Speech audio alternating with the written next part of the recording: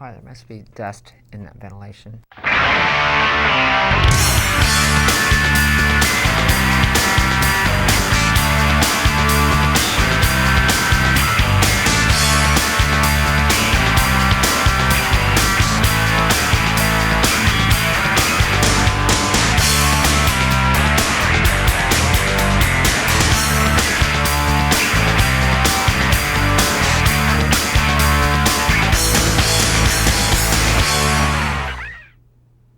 Welcome to the Fit and Healthy Today show, and today our topic matter is natural sunscreens.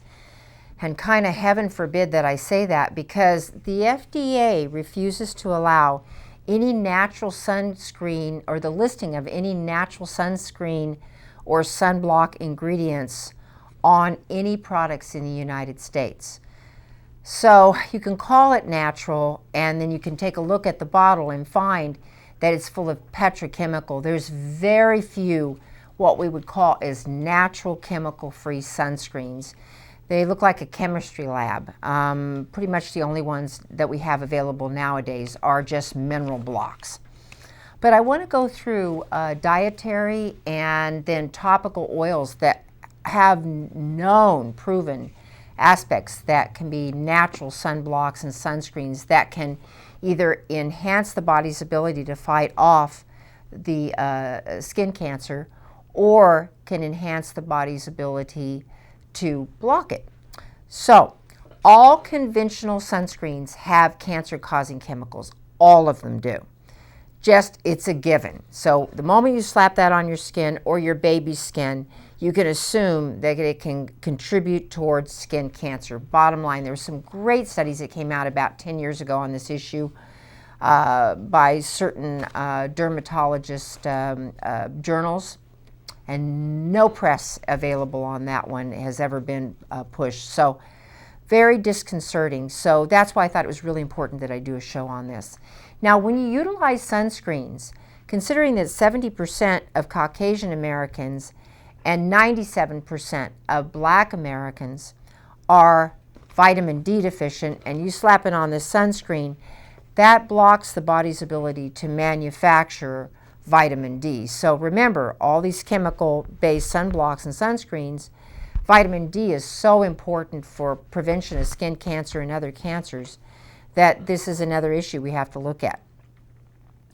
When we look at, and everybody tries to say UV exposure is the cause of skin cancer, that's only a part of the picture and not a complete one, because if your antioxidants are high enough and the right types of foods are utilized, UV exposure, UVA or UVB, you're not going to get burned, and nor do you increase your risk of skin cancer from sun exposure. There are certain foods that are extremely protective of the skin for prevention of developing skin cancer that I want to go over with you, and I would try to include them in your diet. Some of them are foods and some of them are supplementation that you can utilize. First one, cacao. Now, I'm not talking about your sugar-ridden chocolate bar that you get at the grocery store. Cacao, which is found rich in dark chocolate, is extremely antioxidant and very protective of the skin against sunburn as well as skin cancer. And you can get these cacao powders so you can blend in smoothies or even actually put a little bit in your coffee. But you can get really dark 85% chocolates that will have that as well too. And a couple of nice pieces a day would be very beneficial for the skin. Green and black teas, even more so green tea, because they have polyphenols. And these are free radical scavengers, which can actually reduce aging in the skin due to sunspots and UVA and UVB exposure by 80%. They work from the inside out.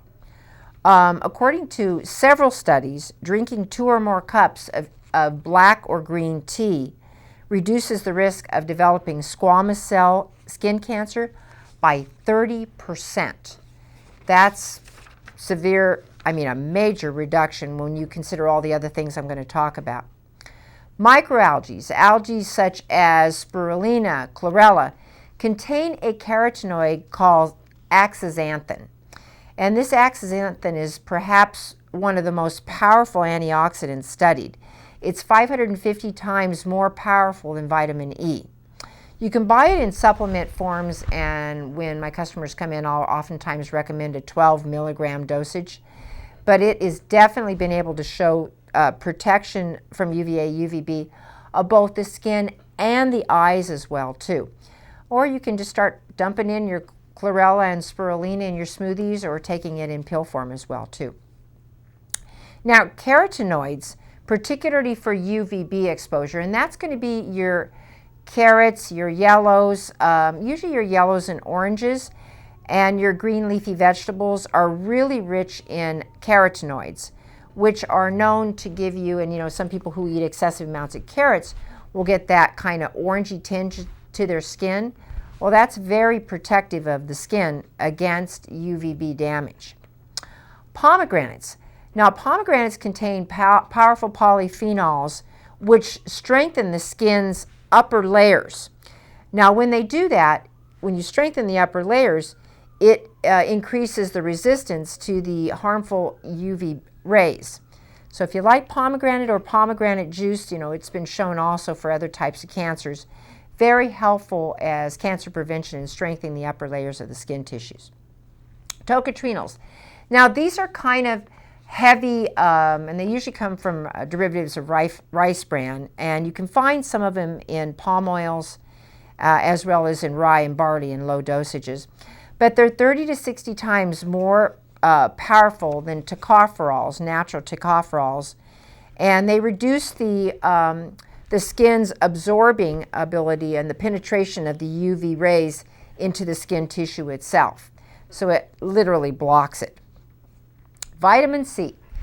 You know, I think this is the most underrated supplement of all, and this needs to be a buffered C, mineral ascorbate Cs, because that's how vitamin C is always found in nature. It prevents premature aging and is a very strong antioxidant that helps the skin deal with UVA and UVB rays. Very protective for prevention of skin cancer. You know, and C does something else. It strengthens not only the capillaries, but it strengthens the actual cells themselves. And how cancer gets into cells is it produces enzymes that make these little collagen matrices weak. So when your C is deficient, the cancer can't readily enter into the healthy cells. Very important, strong free radical scavenger for both skin cancer and internal cancers as well. Vitamin D. Now, it's funny that here we are putting all this sunblock and sunscreens on, and vitamin D itself that the skin manufactures when the UVA, UVB hits you is actually preventative against skin cancer. So the things we're trying to block with the sunscreens and all that are actually preventing us from getting skin cancer. So, you know, if you are extremely light complected, particularly, you know, you have to be very mindful, you know, about that you're going to burn quicker. But from the discussion that we've had about some of these other antioxidants and foods, can really give you some protection in that regard. So you can supplement with vitamin D as well if you're a little bit more sun sensitive. And most of the research is supporting between 2,000 and 5,000. You want a level, you want a level of about 50 on vitamin D when you take your blood work to maintain its anti-cancer benefits.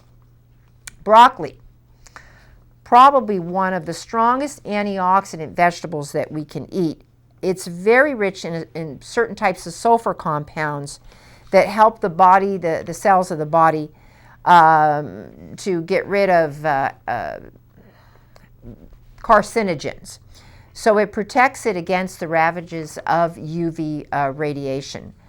There's some derivatives that we actually find, a product called DIM, which literally we can take internally that protects us against gamma ray exposure as well from the sun.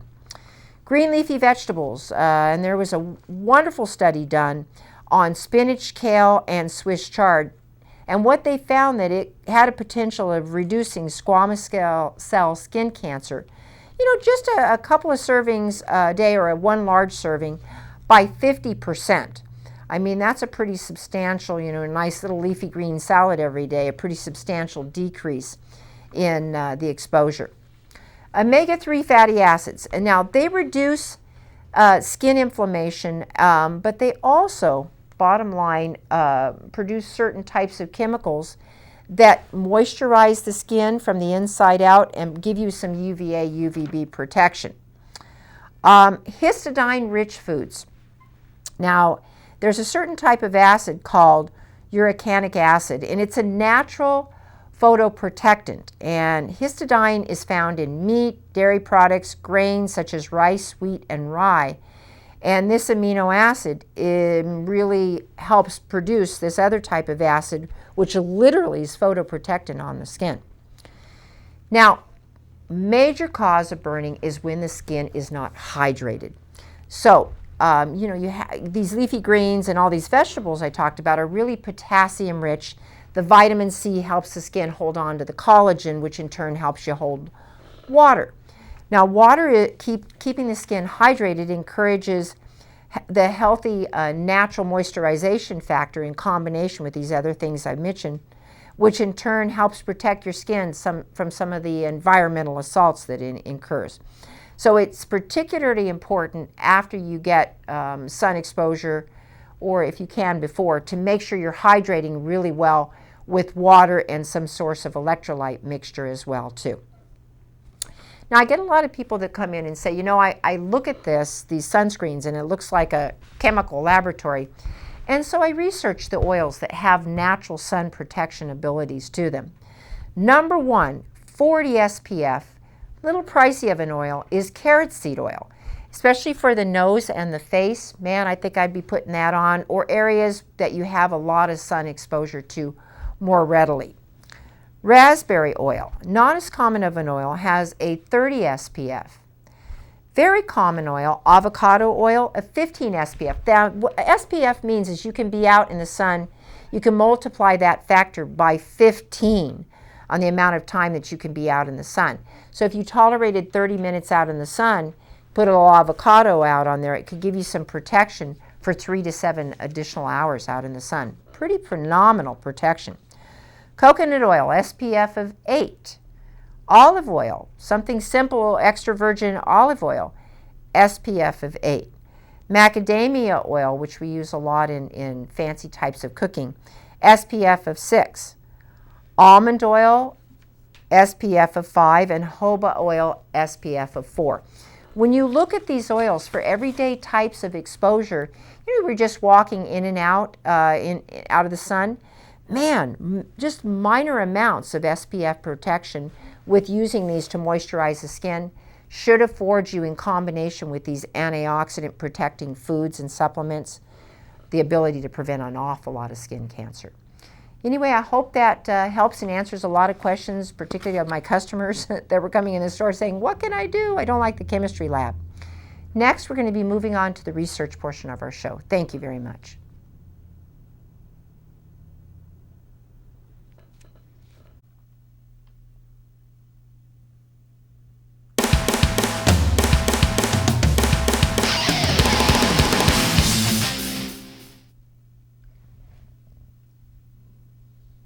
That's okay.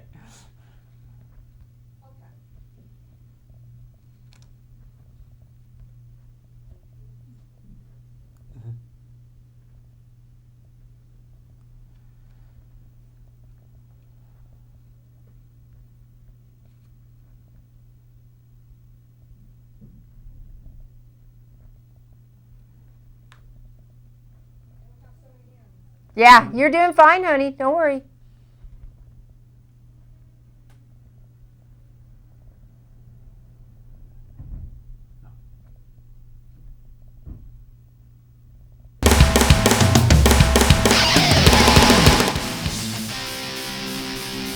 Hi, welcome to the research portion of our show, and with us today is Ralph Turchiano.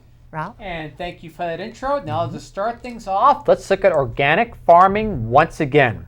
At an incredible, what they call groundbreaking research out of the British Journal of Nutrition, they looked at 343 peer-reviewed studies on organic compared to conventional.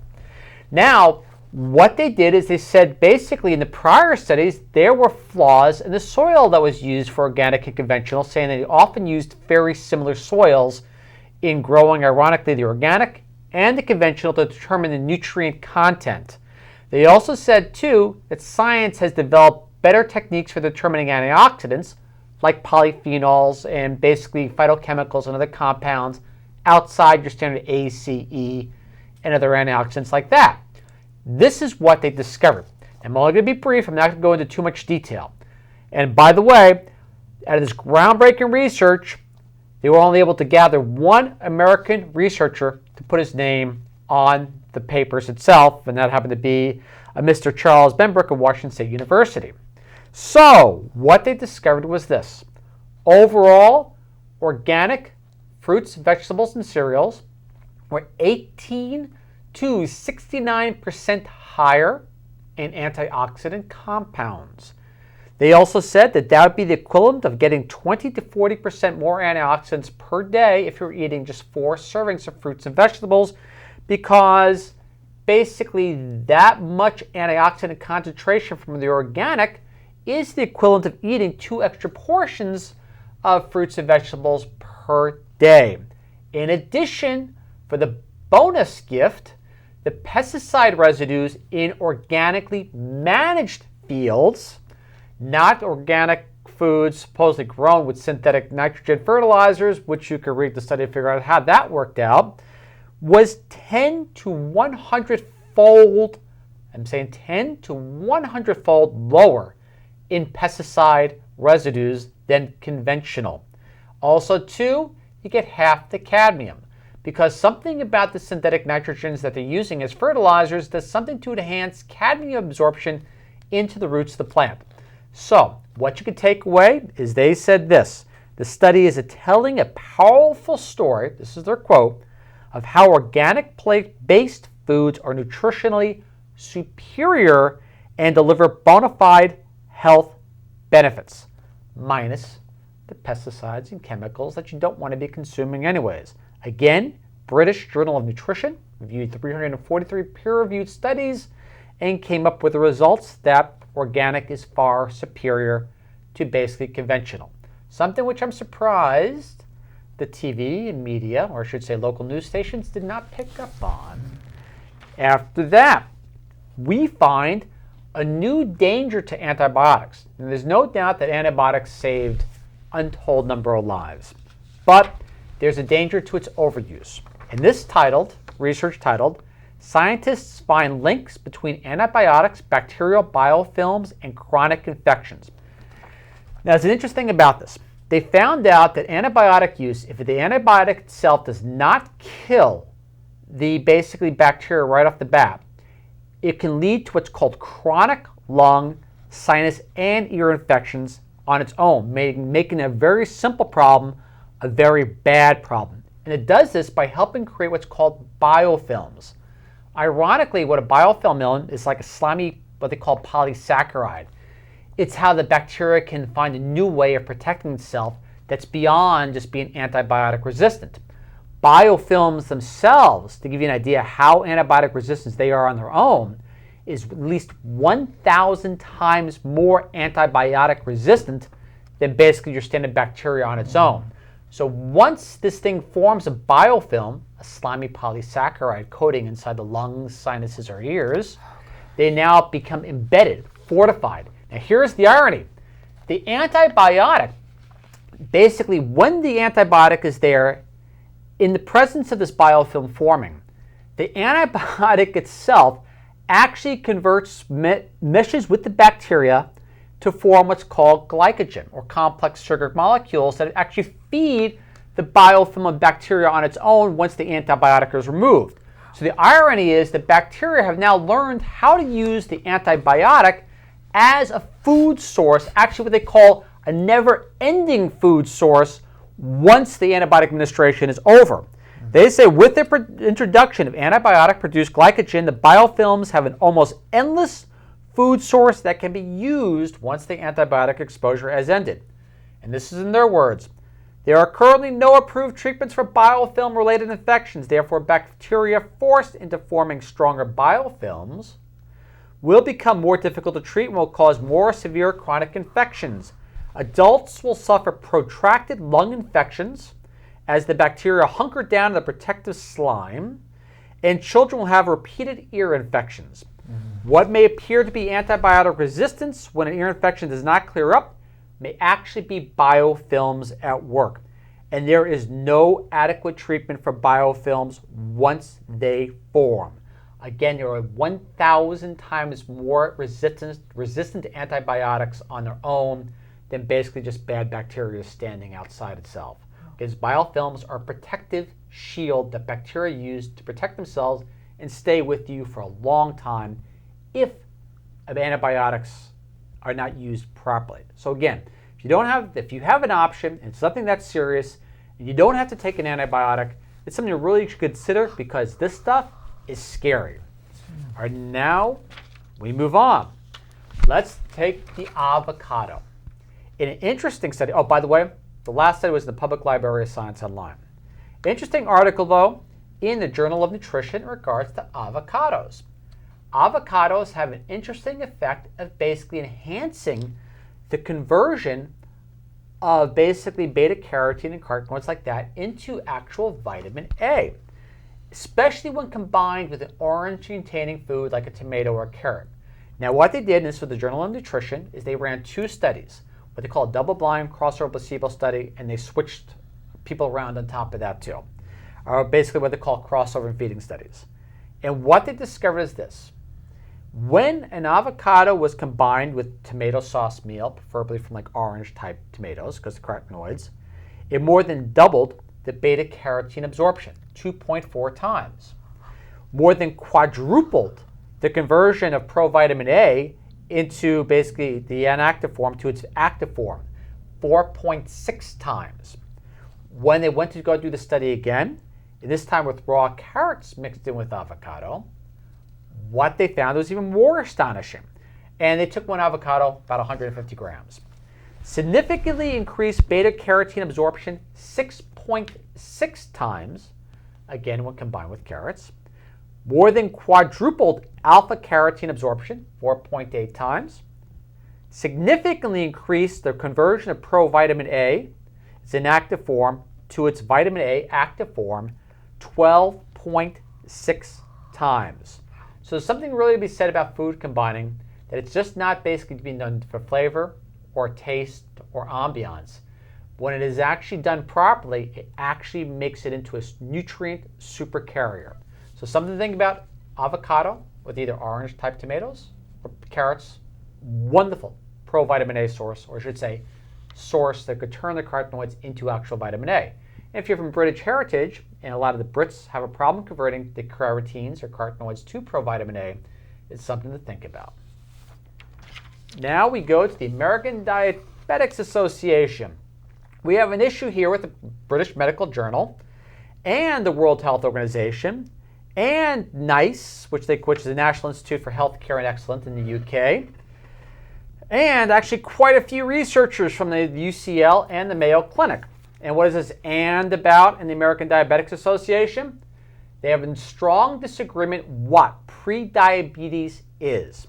In their words, labeling people with moderately high blood sugar as pre-diabetic is a drastically premature measure with no medical value and a huge financial and social cost, say the researchers from UCL and the Mayo Clinic. In fact, it even gets more damning than that. What they said is they're rating what they look for basically is the A1C levels, and they're saying basically between that you can be considered pre-diabetic between a 5.7 and a 6.4, input on anti-diabetic medications like metformin and things along those lines. These guys say it's a total waste of time, and it basically implying it's almost, on their words, pretty equivalent to either scientifically totally unfounded or fraud. And this is why they say it. All right, they said, quote, pre-diabetes, this is their words, not mine, is an artificial category with virtually zero clinical relevance. There is no proven benefit of giving diabetes drugs to people in this category before they develop diabetes, particularly since many of them would never go on to develop diabetes anyways. Basically, this is why the World Health Organization and NICE, which is the National Institute of Basic Health out of the UK, are really fighting this tooth and nail. They're concerned that the American Diabetic Association has so much incredible power and pull, the propaganda campaign they're utilizing may actually force them to move over to actually treating pre-diabetes, even though there's no sound scientific confirmation that makes a bit of difference in the world. So previous studies have tested the effectiveness of giving people medications, metformin, which is used to lower blood sugar in people with diabetes. The drug reduced the risk of developing diabetes by 31% over 2.8 years. All right, so we give it that. Probably delaying the onset rather than completely halting its development. But people who go on to develop diabetes are often treated with metformin anyways, and there is no evidence of long-term benefits to starting this treatment early. They also said, quote, the ADA recommends treating prediabetes with metformin. So you see a little conflict there. Not just saying you're pre-diabetic. We're saying you're pre-diabetic, here, take this medication. But to go back, the ADA recommends treating diabetes with metformin, but the majority of people would receive absolutely no benefit, says Professor Jurgen, one of the study coordinators itself. So big conflict between the ADA and the British Medical Journal, UCL, and the Mayo Clinic, World Health Organization, and NICE, which is the UK Health Foundation. They're all saying that the ADA basically is making things up. That's it, and thank you very much. Thank you very much, Ralph. I appreciate all that information. Boy, avocado, the superfood, and natural sunscreens. So anyway, TV show is on Comcast, and you can also view it on youtube.com/VHfilm. Thank you once again for joining our show. We appreciate it.